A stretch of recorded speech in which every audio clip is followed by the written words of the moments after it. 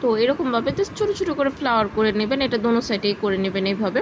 এরপর এটাকে ভালোভাবে শুকাতে দেবেন। শুকানোর পরে এটার মাঝের অংশে আপনারা যে কালার দিতে চান ওইটাই দিতে পারেন। আমি এখানে 2টা কালার ব্যবহার করব।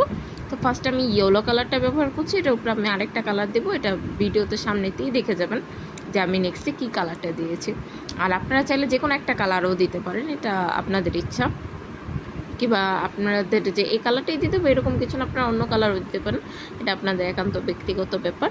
এই যে দেখেন ইয়েলো কালারটা শুকানোর পর আমি এটার উপরে অরেঞ্জ কালারটা দিয়েছি। এতে আর কি জিনিসটা দেখতে আরও বেশি সুন্দর লাগছে এবং কি জিনিসটা আরও ফুটছে।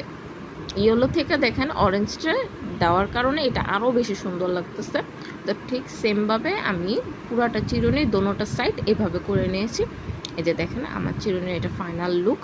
এখন এটাকে ভালোভাবে শুকাতে দেবেন। এটা শুকানোর পরে নেক্সট ডেতে আপনারা এটার মধ্যে গ্লোস অ্যাপ্লাই করবেন। এই যে আমি নেক্সট ডেতে এটার মধ্যে গ্লোস অ্যাপ্লাই করতেছি। গ্লোসটা অ্যাপ্লাই করলে আপনাদের এটা মানে চিরুনি থেকে রঙটা আর উঠে যাবে না, আর হাত লাগার কারণেও জিনিসটা নষ্ট হবে না। আপনারা যদি গ্লোসটা অ্যাপ্লাই না করেন তাহলে এটা সুন্দর থাকবে না। আর এটা এই যে দেখেন গ্লোসটা অ্যাপ্লাই করার পরে এটার মধ্যে যে একটা গ্লোজি ভাব দেখা যাচ্ছে, এটা কিন্তু ফার্স্টে ছিল না।